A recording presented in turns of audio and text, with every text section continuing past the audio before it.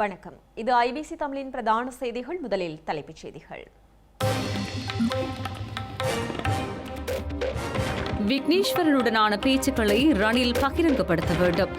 ஜனாதிபதிக்கு கடிதம் அனுப்பிய அங்கஜன். கார்த்திகை மலர் பொறித்த பாதணிகளால் சர்ச்சை. தமிழர்களின் உணர்வுகளை புண்படுத்துவதாக சுஹாஸ் கண்டனம். கிழக்கு மாகாண பட்டதாரி நியமனம் இடைநிறுத்தம். முறைகேடு குற்றச்சாட்டு வழக்கை அடுத்து நீதிமன்றம் உத்தரவு. இந்தியா கூட்டணியின் டெல்லி சந்திப்பில் ஸ்டாலின் பங்கேற்பு. பிரதமர் உள்ளிட்ட விடயங்கள் குறித்தும் ஆலோசனை. யூத இனப்படுகொலையை ஸ்பெயின் தூண்டுவதாக இஸ்ரேல் குற்றச்சாட்டு. ரஃபா நகரின் மையப்பகுதியை கைப்பற்றிய இஸ்ரேல். இனி விரிவான செய்திகள். வடக்கு கிழக்கில் உள்ள தற்கால இளைஞர்களின் அரசியல் நிலைப்பாடு, தேவைகள், அபிலாசைகள் குறித்து ஸ்ரீலங்கா ஜனாதிபதி வெளிப்படுத்திய கருத்தை ஏளனப்படுத்தி தனது அரசியல் நலனை தக்கவைக்க நாடாளுமன்ற உறுப்பினர் சி.வி. விக்னேஸ்வரன் முயற்சிப்பதாக நாடாளுமன்ற உறுப்பினர் அங்கஜன் ராமநாதன் குற்றம் சுமத்தியுள்ளார். எனவே அரசியல் மற்றும் பொருளாதார கட்டமைப்பில் இளைஞர்களின் ஒருங்கிணைப்பை உறுதிப்படுத்துமாறு அங்கஜன் ராமநாதன் ஜனாதிபதியிடம் கோரியுள்ளார். இதனால் ஸ்ரீலங்கா ஜனாதிபதி ரணில் விக்ரமசிங்க நாடாளுமன்ற உறுப்பினர் சி.வி. விக்னேஸ்வரனுடன் இடம்பெற்ற பேச்சுக்கள் தொடர்பில் பகிரங்கப்படுத்த வேண்டும் என அவர் கோரியுள்ளார்.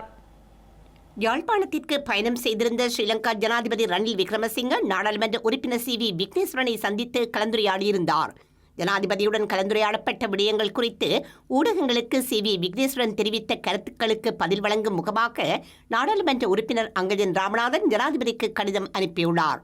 அந்த கடிதத்தில் கடந்த நாடாளுமன்ற தேர்தலில் இளைஞர்கள் தனக்கு வழங்கிய வாக்கு எண்ணிக்கையை விக்னேஸ்வரன் ஏளனம் செய்வதானது இளைஞர்களின் நியாயமான அபிலாஷைகளை நிராகரிப்பதாகவே அமைகின்றது என அங்கஜன் ராமநாதன் கூறியுள்ளார். அவரது இத்தகைய கருத்துக்கள் இளைஞர்களின் பொருளாதார முன்னேற்றம், கல்வி மறுமலர்ச்சி மற்றும் அவர்களின் எதிர்காலத்திற்கான வேலை வாய்ப்புகளுக்கான விருப்பத்தை குறை மதிப்பிற்கு உட்படுத்துகின்றது எனவும் அவர் தெரிவித்துள்ளார். இளைஞர்கள் அரசியலிலிருந்து விலகுவதற்கு இதுபோன்ற புறக்கணிப்பு மனப்பான்மையே காரணம் என்பதை அவர் புரிந்து கொள்ள வேண்டியது அவசியம் எனவும், அவர்களின் பொருளாதார தேவைகள் மற்றும் அபிலாஷைகளை குறை மதிப்பிற்கு உட்படுத்துவதன் மூலம் தமிழின வளர்ச்சிக்கு இன்றியமையாத ஒரு தலைமுறையை நாம் அந்நியப்படுத்தும் அபாயம் உள்ளது என்றும் அங்கஜன் ராமநாதன் தெரிவித்துள்ளார். வடக்கு இளைஞர்களுக்கு நிலையான மற்றும் வளமான எதிர்காலத்தை உருவாக்க வேண்டும் என்பதே தனது நிலைப்பாடு என்றும் அதனையே ஜனாதிபதி வெளிப்படுத்தியுள்ளார் என்றும் அவர் கூறியுள்ளார். வடக்கு இளைஞர்களின் எதிர்காலம் குறித்து ஜனாதிபதி அறிந்து வைத்துள்ள விடயங்களில் சிறிதளவேனும் அக்கறை கொள்ளாது அதை நகைப்புக்குள்ளாக்கியதுடன் ஜனாதிபதியின் கருத்தை தெரிவுபடுத்தும் வகையில் சி.வி. விக்னேஸ்வரனால் சொல்லப்பட்டுள்ள கருத்துக்கு கண்டனத்தை தெரிவித்துக் கொள்வதாகவும் அவர் தெரிவித்துள்ளார். தமிழ் இளைஞர்களின் உண்மையான தேவைகள் மற்றும் அபிலாஷைகளை கருத்தில் கொண்டு பொருளாதார வளர்ச்சியின் மூலம் அரசியல் தீர்வை அடைய வேண்டுமென்றும், இதற்காக அரசியல் மற்றும் பொருளாதார கட்டமைப்பில் இளைஞர்களின் ஒருங்கிணைப்பை உறுதிப்படுத்த முன்னுரிமை அளிக்கப்பட வேண்டுமென்றும் அங்கஜன் ராமநாதன் ஜனாதிபதியிடம் கோரியுள்ளார். இலங்கையில் கார்த்திகை மலர் பொறிக்கப்பட்ட பாதணிகள் விற்பனை செய்யப்படுகின்றமை ஈழத்தமிழ் மக்களின் உணர்வுகளை புண்படுத்தும் செயல் என தமிழ் தேசிய மக்கள் முன்னணி தெரிவித்துள்ளது. இதனால் கார்த்திகை மலர் பொறிக்கப்பட்ட பாதணிகளை அதன் உற்பத்தி நிறுவனம் மீளப்பெற வேண்டும் என அந்த கட்சியின் பேச்சாளர் சுகாஸ் கேட்டுக் கொண்டுள்ளார். தமிழ் ஈழத்தின் தேசிய அடையாளமாக கார்த்திகை பூ காணப்படுகின்றது. இந்த நிலையில் கார்த்திகை பூ பொறிக்கப்பட்ட பாதணிகள் இலங்கையில் விற்பனை செய்யப்படுகின்றமை தொடர்பாக சமூக வலைத்தளங்களில் புகைப்படங்கள் வெளியாகியுள்ளன. இதற்கு பலரும் கண்டனங்களை வெளியிட்டு வரும் நிலையில் பூ பொறிக்கப்பட்ட பாதணிகள் விற்பனை செய்யப்படுகின்றமை ஈழத்தமிழ் மக்களின் உணர்வுகளை புண்படுத்தும் செயல் என தமிழ் தேசிய மக்கள் முன்னணியின் பேச்சாளர் சுகாஸ் கூறியுள்ளார். குறித்த பாதணிகளை மீளப்பெற தவறும் பட்சத்தில் குறித்த நிறுவனத்தினுடைய உற்பத்தி பொருட்களையும் அவற்றை விற்பனை செய்யும் வர்த்தக நிலையங்களையும் புறக்கணிக்குமாறு அவர் தமிழ் மக்களை கேட்டுக் கொண்டுள்ளார். யாழ்ப்பாணம் போதனா வைத்தியசாலையின் விபத்து மற்றும் அவசர சிகிச்சை பிரிவிற்குள் சினிமா பட பாணியில் நபரொருவர் உந்துருளியில் நுழைந்தமை பரபரப்பை ஏற்படுத்தியுள்ளது. இந்த சம்பவம் நேற்றிரவு 10 மணியளவில் இடம்பெற்றுள்ளதுடன் அதனை தட்டி கேட்ட வைத்தியசாலை ஊழியர் மீது தாக்குதல் நடத்தப்பட்டுள்ளது. வாழ்வெட்டுக்கு இலக்காகி காயமடைந்த ஒருவரை உந்துருளியில் ஏற்றியவாறு மதுபோதையில் வந்த நபர் ஒருவர் யாழ் போதனா வைத்தியசாலையின் விபத்து மற்றும் அவசர சிகிச்சை பிரிவுக்குள் நுழைந்து சிகிச்சை அளிக்க கோரியுள்ளார். இதன்போது ஏன் உந்துருளியில் உள்ளே வந்தீர்கள் என கேட்ட வைத்தியசாலை உத்தியோகத்தர் மீது மதுபோதையில் வந்த நபர் அலுவலக மேசை மீது இருந்த அச்சு இயந்திரத்தினால் தாக்கியுள்ளார். இதனையடுத்து அங்கு ஒன்று கூடிய வைத்தியசாலை ஊழியர்கள் குறித்த நபரை பிடித்து யாழ்ப்பாணம் காவல்துறையினரிடம் ஒப்படைத்துள்ளனர். காயமடைந்த வைத்தியசாலை உத்தியோகத்தர் மற்றும் வாழ்வெட்டில் காயமடைந்த நபர் ஆகியோர் சிகிச்சைக்காக வைத்தியசாலையில் அனுமதிக்கப்பட்டுள்ளனர். குறித்த சம்பவம் வைத்தியசாலை ஊழியர்கள் மத்தியில் அதிர்ச்சியை ஏற்படுத்தியுள்ளது. அண்மை காலமாக வைத்தியசாலைக்குள் நுழைந்து குழப்பத்தில் ஈடுபடும் சம்பவங்கள் அதிகரித்து செல்லும் நிலையில் தமது சேவையை தொடர்ந்து முன்கொண்டு செல்வது சவாலுக்குரியது என வைத்தியசாலை ஊழியர்கள் தெரிவித்துள்ளனர். எனவே தமக்கான பாதுகாப்பு ஏற்பாடுகளை உறுதிப்படுத்த வைத்தியசாலை நிர்வாகம் மற்றும் காவல்துறையினர் நடவடிக்கை எடுக்க வேண்டும் என அவர்கள் கோரியுள்ளனர். கிழக்கு மாகாண பட்டதாரி ஆசிரியர்களுக்கு இன்று வழங்கப்படவிருந்த நியமனம் மறு அறிவித்தல் வரை இடைக்கால தடையுத்தரவின் மூலம் இடைநிறுத்தப்பட்டுள்ளது. ஆசிரியர் நியமனத்தில் பாரிய முறைகேடுகள் இடம்பெற்றிருப்பதாக தெரிவித்து தொடரப்பட்ட வழக்கின் அடிப்படையில் இடைக்கால தடையுத்தரவு பிறப்பிக்கப்பட்டுள்ளது. கிழக்கு மாகாணத்தில் இன்று வழங்கப்பட இருந்த பட்டதாரி ஆசிரியர்களுக்கான நியமனம் கல்முனை மேல் நீதிமன்றத்தினால் நேற்று வழங்கப்பட்டுள்ள இடைக்கால தடை உத்தரவின் மூலம் தடுக்கப்பட்டுள்ளது. இது தொடர்பான வழக்கு எதிர்வரும் ஜூன் மாதம் 5ஆம் தேதி மீண்டும் விசாரணைக்கு எடுத்துக் கொள்ளப்பட உள்ளது. அதுவரை எந்த நியமனமும் வழங்கக்கூடாது என பிரதிவாதிகளுக்கு நீதிமன்றம் உத்தரவு பிறப்பித்துள்ளது. குரல்கள் இயக்க சட்டத்தரணிகள் மேற்கொண்ட அயராத முயற்சியினால் இந்த இடைக்கால தடை உத்தரவு பிறப்பிக்கப்பட்டுள்ளமை குறிப்பிடத்தக்கது. கிழக்கு மாகாணத்தில் நிலவும் உயர்தர பாடங்களுக்கான ஆசிரியர் வெற்றிடங்களுக்காக பட்டதாரிகளை ஆட்சேர்ப்பு செய்வதற்கான திறந்த போட்டி பரீட்சை கடந்த மார்ச் மாதம் 30ஆம் தேதி நடாத்தப்பட்டிருந்தது. இந்த பரீட்சை பெறுபவர்களுக்கு அமைவாக குறித்த நியமனத்திற்கான நேர்முக பரீட்சை கடந்த வாரம் இடம்பெற்றிருந்தது. இதன் மூலம் நியமனத்திற்காக தெரிவு செய்யப்பட்ட பட்டதாரிகளின் பெயர் பட்டியல் கடந்த ஞாயிற்றுக்கிழமை கிழக்கு மாகாண கல்வி அமைச்சினால் வெளியிடப்பட்டு இன்று ஆசிரியர் நியமனம் வழங்கப்பட இருப்பதாகவும் அறிவிக்கப்பட்டிருந்தது.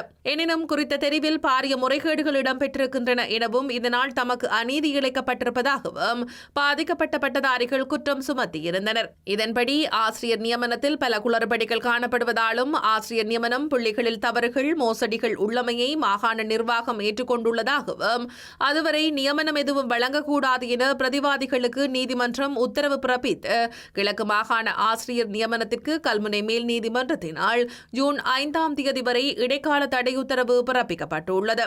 கிழக்கு மாகாண பட்டதாரி ஆசிரியர்களுக்கு இன்று வழங்கப்பட இருந்த நியமனம் மறு அறிவித்தல் வரை இடைக்கால தடை உத்தரவின் மூலம் இடைநிறுத்தப்பட்டுள்ளது. கல்முனை மாகாண நீதிமன்றத்தினால் இது தொடர்பான வழக்கு எதிர்வரும் ஜூன் மாதம் 5ஆம் தேதி மீண்டும் விசாரணைக்கு எடுத்துக் கொள்ளப்பட உள்ளமை குறிப்பிடத்தக்கது. கொழும்பு பத்ரமுள்ள டெல்லம் மாவட்டத்திற்கு அருகிலுள்ள ஸ்ரீலங்கா பொதுஜன பெரமுனவின் அலுவலகத்திற்கு முன்னால் எதிர்ப்பு ஆர்ப்பாட்டம் நடத்தப்பட்டுள்ளது. குடிசார் சமூக அமைப்புகள் ஒன்றிணைந்து இந்த எதிர்ப்பு ஆர்ப்பாட்டத்தில் ஈடுபட்டிருந்தனர். கொழும்பு நெலும் மாவட்டத்திற்கு அருகிலுள்ள பொதுஜன பெரமுன கட்சி அலுவலகத்துக்கு முன்னால் குடிசார் அமைப்புகள் ஒன்றிணைந்து எதிர்ப்பு போராட்டத்தில் ஈடுபட்டிருந்தன. தேங்காயில் கற்பூரமேந்தி பேரணியாக சென்றிருந்தனர். நெலும் மாவட்ட நுழைவாயிலுக்கு அருகில் ஆர்ப்பாட்டக்காரர்களை காவல்துறையினர் தடுத்து நிறுத்தியதால் காவல்துறையினருக்கும் ஆர்ப்பாட்டக்காரர்களுக்கும் இடையில் கடும் வாக்குவாதம் ஏற்பட்டது. இதன்போது அமைச்சர் பிரசன்ன ரணதுங்க குறித்த பகுதியூடாக வீதியை கடக்க முற்பட்டதால் பதற்றமான சூழ்நிலையும் ஏற்பட்டது. இலங்கையில் ஜனாதிபதி மற்றும் நாடாளுமன்றத்தின் பதவிக்காலத்தை மேலும் 2 வருடங்களுக்கு ஒத்திவைக்குமாறு ஸ்ரீலங்கா ஜனாதிபதி ரணில் விக்ரமசிங்க தலைமையிலான ஐக்கிய தேசிய கட்சி யோசனை முன்வைத்துள்ளது. 2 தேர்தல்களையும் ஒத்திவைக்கவும் தேவைப்படும் பட்சத்தில் அது தொடர்பான யோசனையை நாடாளுமன்றத்தில் சமர்ப்பித்து சர்வஜன வாக்கெடுப்பை நடத்துமாறு ஐக்கிய தேசிய கட்சியின் பொதுச் செயலாளர் பாலித ரங்கே பண்டார கோரியுள்ளார். இலங்கையில் இந்த ஆண்டு ஜனாதிபதி தேர்தலே முதலில் நடத்தப்படும் என ஸ்ரீலங்கா ஜனாதிபதி ரணில் விக்ரமசிங்க அறிவித்துள்ளார். இந்த நிலையில் நாட்டை காப்பாற்றுவதற்கு வாக்கெடுப்பு மூலம் ஜனாதிபதி மற்றும் நாடாளுமன்றத்தின் பதவி காலத்தை மேலும் 2 ஆண்டுகள் நீடிப்பது சிறந்த வழி என ஐக்கிய தேசிய கட்சியின் பொதுச் செயலாளர் பாலித ரங்கே பண்டார தெரிவித்துள்ளார். பொருளாதார சீர்திருத்தங்கள் தொடர்பாக சர்வதேச நாணய நிதியம், உலக வங்கி மற்றும் பிற நன்கொடையாளர்களுடன் அரசாங்கம் ஒப்பந்தங்களை எட்டியுள்ளது. இதனை வெற்றியடைய செய்வதற்கு ஜனாதிபதி மற்றும் நாடாளுமன்றத்தின் பதவி காலத்தை நீடிக்க வேண்டும் என அவர் கூறியுள்ளார். அத்துடன் பொருளாதாரத்தை உறுதிப்படுத்துவது எல்லாவற்றையும் விட முக்கியமானது என்றும் பாலித ரங்கே பண்டார தெரிவித்துள்ளார். இதனால் ஜனாதிபதி மற்றும் நாடாளுமன்றத்தின் பதவி காலங்களை நீடிப்பதற்கான வாக்கெடுப்பை ஐக்கிய தேசிய கட்சி முன்மொழிவதாகவும் அவர் மேலும் கூறினார். யாழ்ப்பாணம் ஊர்காவல்துறையில் சட்டவிரோதமாக இயங்கி வரும் மதுபான சாலை அனுமதியை நிறுத்த கோரி போராட்டம் ஒன்று முன்னெடுக்கப்பட்டது. ஊர்காவல்துறை குடிசார் சமூக அமைப்புகளின் ஏற்பாட்டில் இந்த போராட்டம் முன்னெடுக்கப்பட்டது. யாழ்ப்பாணம் ஊர்காவற்துறை குடிசார் சமூக அமைப்புகளின் ஏற்பாட்டில் ஊர்காவற்துறை சிறுவில் வீதியில் சட்டவிரோதமாக இயங்கி வருகின்ற மதுபான சாலையின் அனுமதியை நிறுத்த கோரி ஊர்காவற்துறை பிரதேச செயலகம் முன்பாக போராட்டம் முன்னெடுக்கப்பட்டது. பாடசாலைகள், ஆலயங்கள், தேவாலயங்கள், நீதிமன்றம், காவல்துறை நிலையம் என்பனவற்றிற்கு அண்மையாக மதுபான சாலை சட்டவிரோதமாக இயங்கி வருவதாக போராட்டக்காரர்கள் சுட்டிக்காட்டியுள்ளனர். இதனால் பல சமூக பொருள்வான நடவடிக்கைகள் ஊர்காவற்துறை பிரதேசத்தில் நடைபெற்றுள்ளதாகவும் அதனால் பல வழக்குகள் நீதிமன்றத்தில் காணப்படுவதாகவும் தெரிவித்துள்ளனர். தீவக மக்களின் நலன் கருதி மதுபான சாலைகளுக்கான அனுமதியை வழங்கக்கூடாது என போராட்டக்காரர்கள் வலியுறுத்தியுள்ளனர். ஊர்காவற்றுறை பிரதேசத்திலே மதுபான சாலை ஒன்று சட்டவிரோதமான முறையிலே இயங்கிக் கொண்டிருக்கின்றது. வேறு பல போர்வைகள் சூட்டப்பட்ட நிலையிலே, பெயர்கள் சூட்டப்பட்ட நிலையிலே இயங்கிக் கொண்டிருக்கின்றது. உண்மையாகவே இது இன்று எடுக்கப்பட்ட முதலாவது முயற்சி அல்ல. பல நாட்களுக்கு முதல், பல மாதங்களுக்கு முதல், சென்ற வருடமே எடுக்கப்பட்ட ஒரு முயற்சியாக இருக்கின்றது. அதை கடந்தும் இந்த இடத்திலே இந்த மதுபான சாலை நடைபெற்றுக் கொண்டிருக்கிறது. ஆகவே இதில் வருகின்ற பிரச்சனைகள் என்னவென்று சொன்னால், ஏற்கனவே எல்லோரும் அறிந்திருந்தது போல இங்கே அந்த பகுதிகளிலே தேவாலயங்கள் இருக்கின்றது, இந்து ஆலயங்கள் இருக்கின்றது. ஆகவே ஆன்மீகத்திற்காக செல்லுகின்ற மக்கள் பலருக்கும் இது பெரிய தடையாக இருக்கின்றது. அதே நேரத்திலே இந்த பெரிய பாடசாலைகள் இருக்கின்றது. அந்த மதுபான நிலையத்தை, சாலையை தாண்டி தான் எங்களுடைய பிள்ளைகள், எங்களுடைய குடும்பத்தினுடைய பிள்ளைகள், பெண் பிள்ளைகள், ஆண் பிள்ளைகள் நிறைய கடந்து செல்ல வேண்டிய கட்டாயம். இந்த நிலையிலே போகின்ற வருகின்ற வழிகளில் நடைபெறுகின்ற அசம்பாவிதங்களுக்கு இந்த மதுபான சாலை ஒரு காரணமாக இருக்கின்றது. ஆகவே நிச்சயமாக இது மூடப்பட வேண்டும், இதுக்கு அனுமதி கொடுக்கப்படக்கூடாது. போராட்டத்தில் ஈடுபட்டவர்கள் பிரதேச செயலகத்திற்குள் பதாகைகளை தாங்கியவாறு உள்நுழைந்து ஊர்காவற்துறை பிரதேச செயலாளரிடம் மனு ஒன்றையும் கையளித்துள்ளனர். இந்த நிலையில் மக்களின் கோரிக்கையை முன்வைத்து உரிய தீர்வு முன்னெடுக்கப்படும் என பிரதேச செயலாளர் உறுதியளித்துள்ளார்.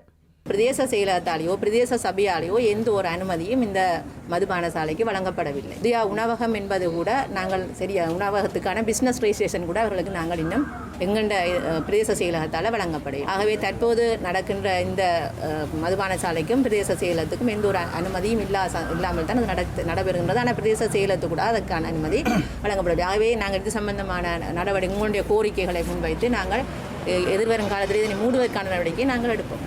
உங்களுடைய கோரிக்கையை தான் நான் அங்கே சமர்ப்பிப்பேன். சட்ட நடவடிக்கை எடுக்கிறதோ இது அடுத்த கட்ட நடவடிக்கைகளுக்கு நாங்கள் செல்வோம் என்பதை உங்களுக்கு உறுதியளிக்கின்றேன். ஏனென்றால் 2022ஆம் ஆண்டு முதலில் கூறியது போல உங்களுடைய அனைவருடைய கருத்துக்களும் என்னாலும் மதுவெறி திணைக்கள ஆணையாளர் முன்னிலையிலே மக்கள் அனைவரும் கூறியிருந்தார்கள் இந்த பிரதேசத்துக்கு ஒரு மதுபான சாலை தேவையில்லை என்பதை.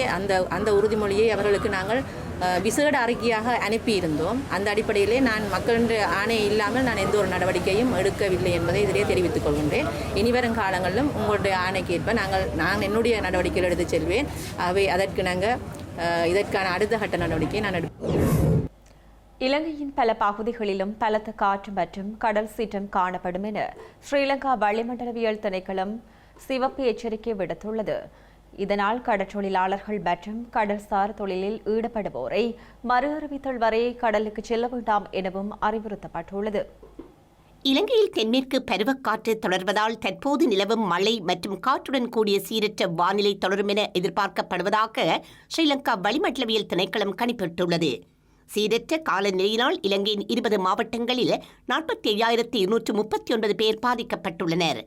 இந்நிலையில் இலங்கையைச் சூழவுள்ள கடற்பரப்புகளில் காற்றின் வேகமானது மணித்தியாலத்திற்கு 60 தொடக்கம் 70 கிலோமீட்டர் வரை அதிகரித்து வீசக்கூடும் எனவும் கடல் மிகவும் கொந்தளிப்பாக காணப்படும் எனவும் வளிமண்டலவியல் திணைக்களம் அறிவித்துள்ளது. இதனால் கடற்தொழிலாளர்கள் மற்றும் கடல்சார் தொழிலில் ஈடுபடுவோரை மறு அறிவித்தல் வரை கடலுக்கு செல்ல வேண்டாம் எனவும் அறிவுறுத்தப்பட்டுள்ளது. கல்பெட்டியிலிருந்து கொழும்பு, காலி மற்றும் கமாந்தோட்டை ஊடாக பொத்துவில் வரையான ஏனைய கடற்பரப்புகளில் கடல் அலையானது 2.5 தொடக்கம் 3 மீட்டர் வரை உயரலாம் என திணைக்களம் குறிப்பிடுகின்றது. இதன் காரணமாக கல்பெட்டி, கொழும்பு, காலி முதல் மாத்தறை வரை கடல் அலைகள் நிலத்தை நோக்கி வருவதற்கான சாத்தியக்கூறுகள் காணப்படுவதாக வளிமண்டலவியல் திணைக்களம் தெரிவிக்கின்றது. மேலும் இரத்தினபுரி மாவட்டத்தின் பல பகுதிகளுக்கு வெள்ள அபாய எச்சரிக்கை விடுக்கப்பட்டுள்ளது. கழுகங்கையின் நீர்மட்டம் அதிகரித்துள்ளதை அடுத்தே வெள்ள அபாயம் காணப்படுவதாக நீர்ப்பாசன திணைக்களம் தெரிவித்துள்ளது.